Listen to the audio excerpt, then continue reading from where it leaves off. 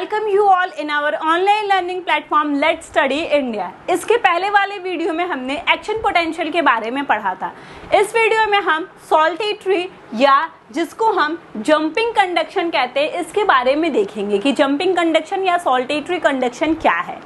Action potential जो हमने पढ़ा था, एक्शन पोटेंशियल में हमने कहा था कि एक जो न्यूरॉन होगा उस न्यूरॉन की जो एक्सॉन होगी उस एक्सॉन पे सिग्नल्स जो हैं वो ऐसे अपना एक रेगुलर वे में सिग्नल्स ट्रेवल कर रहे हैं।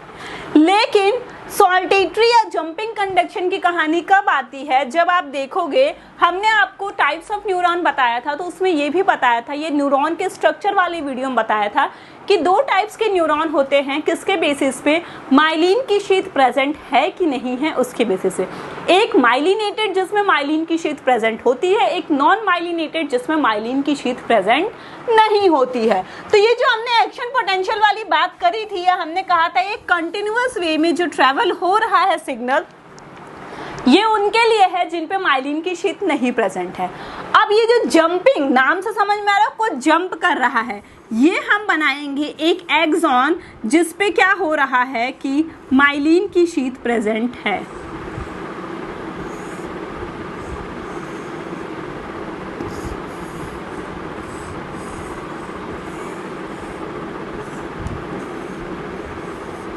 ठीक है,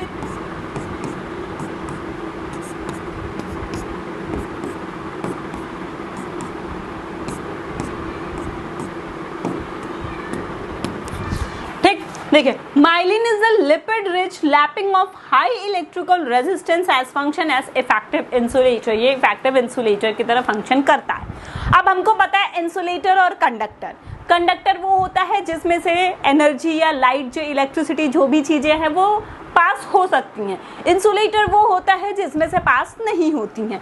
तो अब क्या करना है कि ये जितनी दूर में माइलिन प्रेजेंट है, ये जो माइलिन प्रेजेंट है ये तो भाई इंसुलेटर की तरह काम कर रहा है, तो यहाँ से तो सिग्नल ट्रेवल होने का सवाल ही नहीं उठता है। क्यों? क्योंकि ये इंसुलेटर की तरह काम कर रहा है, तो यहाँ से तो सिग्नल के ट्रेवल होने का कोई सवाल ही नहीं है। तो अब सिग्नल ट्रेवल कैसे होगा? अब सिग्नल ऐसे ट्रेवल होगा कि सिग्नल जो है वो नोड टू नोड ट्रेवल होगा। नोड टू नोड जो है वो सिग्नल आपका ट्रेवल होगा। अब आपको देख के लग रहा है एक नोड यहाँ पे है, दूसरा नोड यहाँ पे, तीसरा नोड यहाँ पे, चौथा नोड यहाँ पे।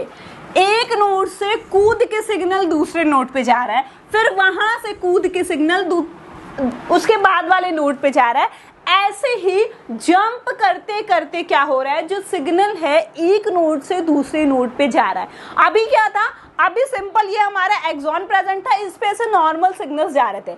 अब हम क्या कह रहे हैं कि हमारा एक्सॉन ऐसा है जहाँ पे बीच बीच में क्या है, इंसुलेटर प्रेजेंट है। इंसुलेटर में क्या है, माइलिन की शीट प्रेजेंट है।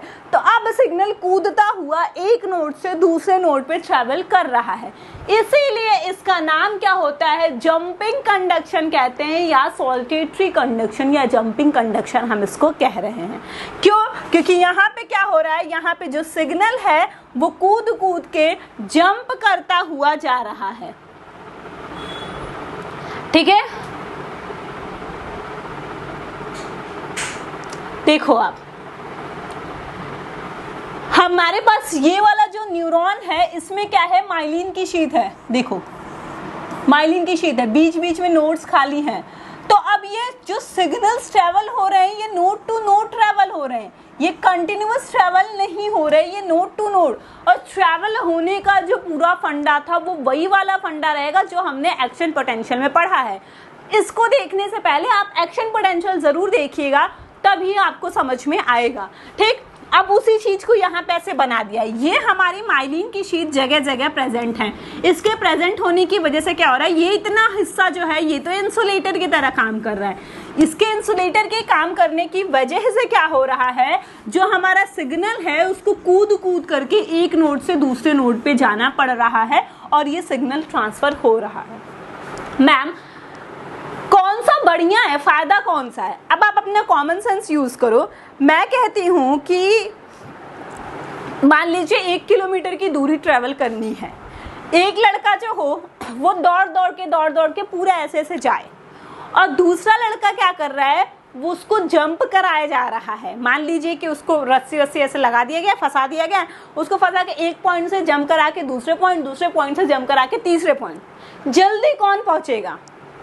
जल्दी ऑब्वियस सी बात है वही पहुंचेगा जो जंप कर करके जा रहा है।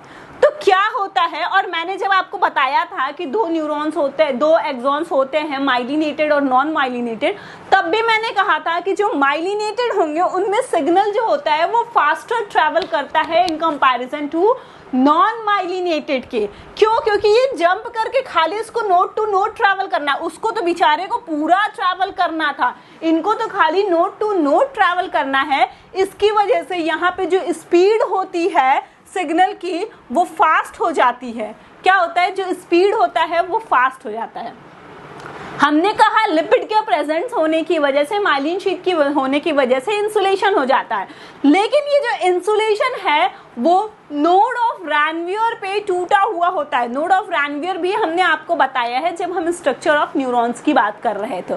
नोड ऑफ रैनवियर पे ये ब्रोकन होता है और वहीं से जाता है। तो accordingly the current from one node to the next node, एक नोड ऑफ रैनवियर से जो करंट होता है वो दूसरे नोड ऑफ रैनवियर पे जाता है। Because the charge leave from node to node, this proportion is called as saltatory, jumping और dancing propagation। क्या हो रहा है? या तो saltatory कह रहे हैं, या तो jumping कह रहे हैं, या तो dancing भी आप कह सकते हो। dancing propagation कह रहे हैं। क्यों?